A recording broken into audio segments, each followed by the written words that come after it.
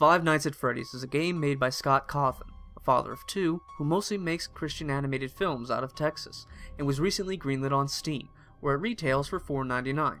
The game is a point-and-click horror game. The story of the game is simple. You're a security guard, recently hired to do the night shift at Freddy Fazbear's Pizza. Problem is, the robots that entertain the kids during the day roam the building during the night. And for some reason, when the robots see a human at night, they think it's a fellow robot without his furry exoskeleton, and proceed to stuff them into said exoskeleton. You know, the one filled with wires, metal bars, and all that fun stuff that make animatronics work. As you can guess by the game's title, you have to do this for 5 nights. Each night is more difficult than the last, as the robots become more active as the week goes on. You can unlock a 6th night, which is a kind of hard mode, and after that a 7th night, which I will not spoil for you. To keep the robots away, you have to watch them on the security monitors. When one gets close, you must close the security doors. You can also turn on the hallway lights, as the robots will sometimes hide in the security camera's blind spot, which just so happens to be right in front of the security door. You also have a power level which depletes as the night goes on. Doing any of the aforementioned actions, like turning on the hallway lights, causes this power to drain faster. Because of this, you must ration your power, plan your moves, and do not panic. However, the game's atmosphere and the robots make the last one nearly impossible. Each robot has its own mechanic too, meaning it hunts the player in a different way than the other robots.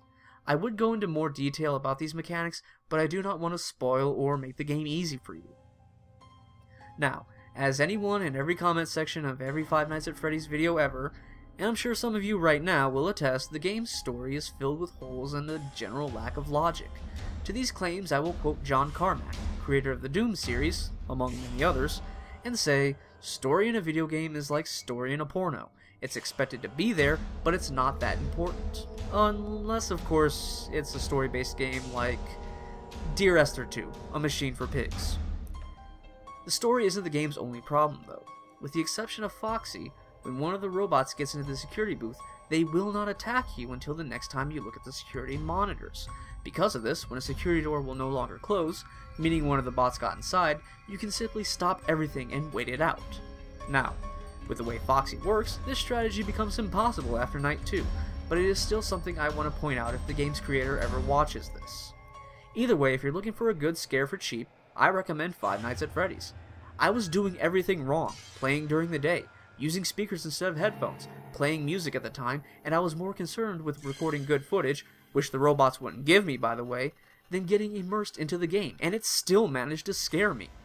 This has been Theo with a review of Five Nights at Freddy's, and I will see you next time.